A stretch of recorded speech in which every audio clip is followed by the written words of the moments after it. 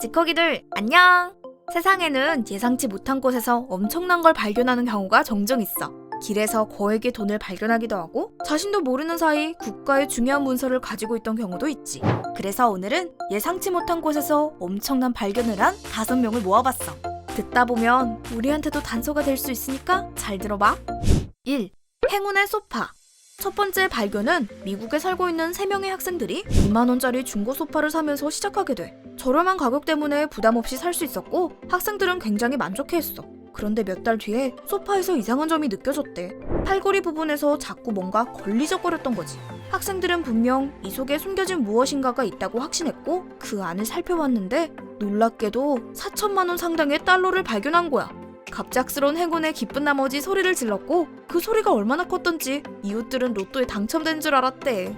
친구들은 이 돈을 어떻게 쓸지 계획을 세웠는데 처음엔 욕심이 났지만 결국 주인에게 돌려주기로 했어. 그 돈의 주인은 바로 뉴욕의 나이든 미망인이었고 남편이 죽기 전에 종종 소파에 돈을 숨기곤 했다는 거야.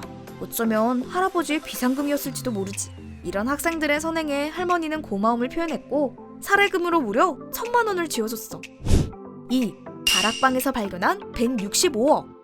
추상주의 그림은 일반인들에게 큰 가치를 주지 못해. 물감을 마구 흩뿌린 게 고작이고 가격도 어마어마하잖아. 하지만 예술을 사랑하는 이들 사이에선 엄청난 가치를 가진 수집품으로 여겨지고 있어. 바로 이 그림처럼 말이야. 어느 날 애리조나에 사는 한 남자가 누나에게 물려받은 집 다락방에서 이상한 그림을 발견하게 되는데 이 그림이 심상치 않다는 것을 직감했고 곧바로 감정인을 불렀다고 해. 그런데 맙소사! 그 그림은 바로 잭슨 폴록의 작품이었던 거야. 잭슨 폴록은 액션 페인팅의 창시자 중 한 명으로 최고의 예술인이자 20세기 현대미술에 큰 족적을 남긴 사람으로 평가받고 있거든.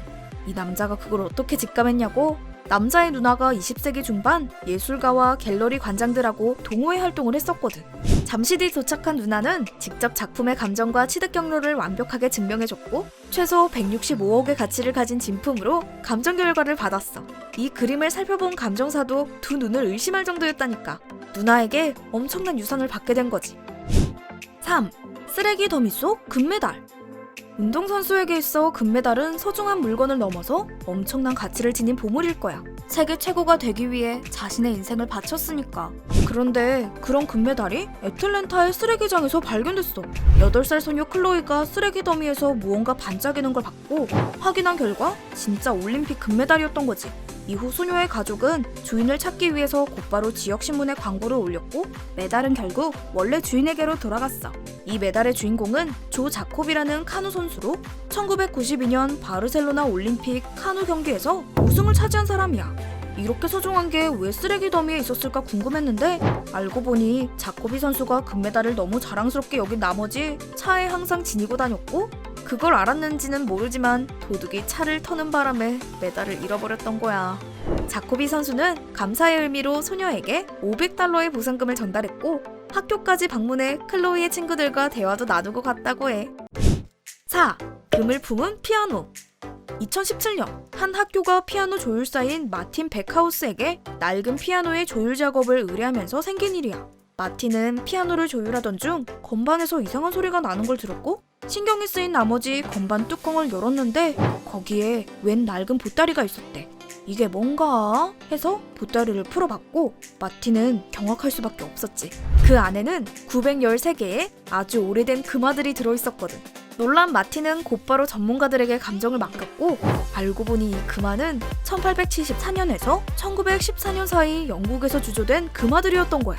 영국 법에 따르면 보물로 인정된 것은 적절한 가격으로 박물관에 팔아야 했고 그 수익금은 발견자와 소유자가 절반씩 나눠 갖도록 되어 있었나 봐.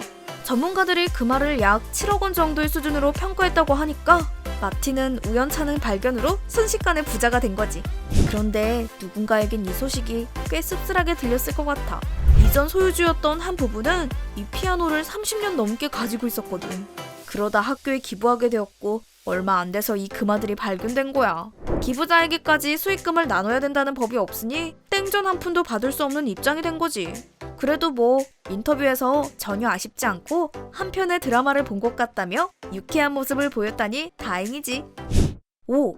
낡은 액자 속 국가 보물. 1989년 톰 린진펠터라는 한 남자가 필라델피아 애덤스타운 벼룩시장을 구경하던 중 시골 풍경이 그려져 있는 낡은 액자가 마음에 들어서 단돈 4달러에 구입하게 돼.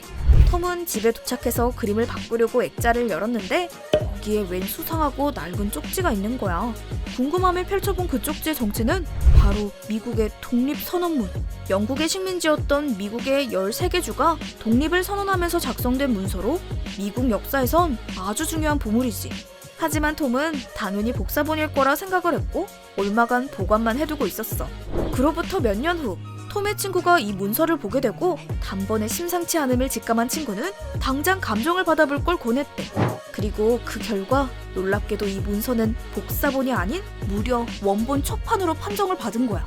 이 사실을 알게 된 톰은 독립선언문을 뉴욕 경매에 올렸고 이 문서는 242만 달러, 하나로 약 26억 원에 낙찰됐어.